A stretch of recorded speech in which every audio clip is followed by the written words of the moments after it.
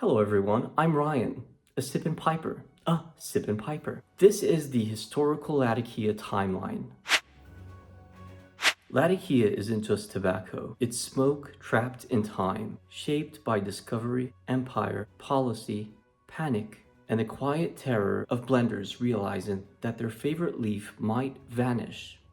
Before 1492, tobacco exists only in the Americas. Used by indigenous cultures, it was often smoked, chewed, and used medicinally. There was no tobacco in Europe, Africa, Middle East, Asia. Tobacco is still a New World secret. Pre-Columbian spread. Tobacco travels from the Americas to Europe through Spain and Portugal. From Europe, it spreads into North Africa, the Levant, and the Ottoman world. Old world cultures began adapting the leaf to local practices. This is where tobacco stops being a plant and starts becoming a culture. Pre-Ottoman, before 1516, in the Eastern Mediterranean, tobacco is stored in dark, smoke-filled homes, barns, and storage spaces. Smoke absorption is incidental, not intentional. Flavor develops through time, environment, and repetition. Smoke finds a leaf before anyone plants it. During the Ottoman period between 1516 and 1918, in coastal Syria, especially around Latakia, tobacco repeatedly absorbed smoke from daily fires. The woods included pine, oak, and local hardwoods. What began as accidental became recognizable and repeatable. Latakia's identity quietly takes shape.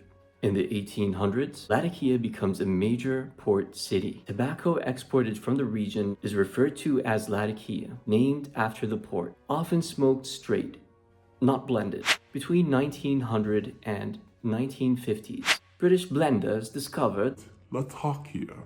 It transitions from a standalone smoke to a condimental leaf. Foundations of English and Balkan blends are laid. Latakia becomes about depth and structure, not brute force. Between the 1960s and the 1970s, Syrian controls tightened. Syria imposes stricter state control over agriculture and tobacco exports. Syrian Latakia becomes harder to source, inconsistent, bureaucratically unpredictable. Blenders begin to worry. Quietly at first. Ledgers get stared at, temples get rubbed. The forbidden question appears, what if this disappears? Late 1970s and 1980s, the search for alternatives begins. Blenders experiment with cypress, similar Mediterranean climate, suitable oriental leaf, fewer export restrictions. Experimental imports begin. Syrian Latakia is softer, more incense-like, wine leaning. It's elegant, it's restrained, it's nuanced.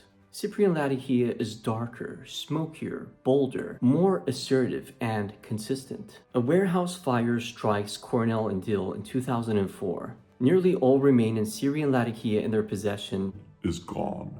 No cellar, no reserve, no recovery. Centuries of tradition gone in one afternoon. Smoke without a pipe. In 2011, the Syrian war erupts. Things get shaky. It becomes a total disaster. Syria is a mess. Syrian Latakia immediately ceases production. Whatever remains becomes finite, cellared, or mythical. Cyprus becomes the only practical source. So, what does this all mean? Empires rose and fell. Borders shifted. Policies tightened. Warehouses burned to ashes. Tobaccos Vanished. And yet, Latakia is still here. Latakia survived not because it was easy to make, but because blenders refused to let a good tobacco disappear and become history. They adapted, they substituted the leaf, they rewrote methods, they cursed, they panicked, they pulled their hair, but they kept blending.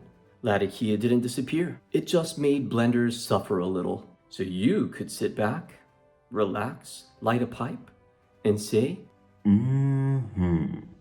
That smokiness. Thank you for watching. If you like this video, make sure you subscribe and leave a comment below. I'd like to hear your input. Have a wonderful day.